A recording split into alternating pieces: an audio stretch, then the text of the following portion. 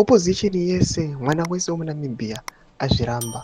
Panguva inoyi toona kuti vakomana takuona maheadlines akutobuda aiwa mumanewspapers akaita sana The Namibian aiwa panapa vari kuuya vachitaura mashoko ekuti vakomana vese opposition kunyanya main opposition aiwa ari 3 vakomana vari kudhimanda kumafresh election. Saka pana mashoko atoona kuti chiitiko ichi aiwa zvatiri kuona kutoti ratova virus, yatova disease yatakuona iri kuitika kune maAfrican leaders. Atikuona kuti vakomana ava havasiri kubva pakutonga nokuda kwekuti aiwa vakomana vachiri kuda kumora. Sana pina mashoko amunonyorwa panapa noti subscribe like but on the bell icon. Tipinda muThe Namibian tikuona pane headline kuda richinzi opposition demand fresh elections. Hazvisina kana kutongomira zvakanaka.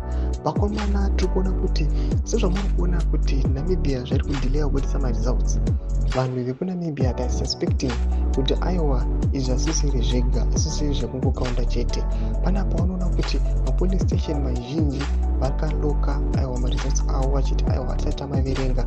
Zvatiri kuona kuti opposition yese mwana wese opposition wemunyika yeNamibia aiwa zvamboziva kuti Namibia aiwa panguva ino yakati siyana nenyika yeZimbabwe because aiwa they are being allowed to broadcast aiwa zviri pachena vachiexpressa maviews avo pane mapepanhau kana mabroadcasting corporation yakaita seNamibian.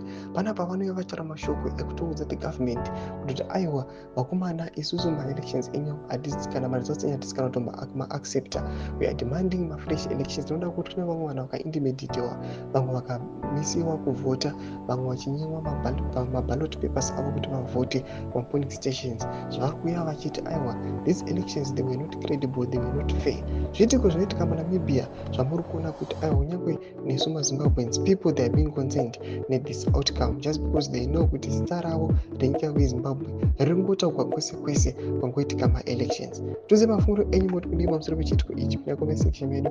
Mafunguro enyu musano subscribe or like and turn on the bell icon.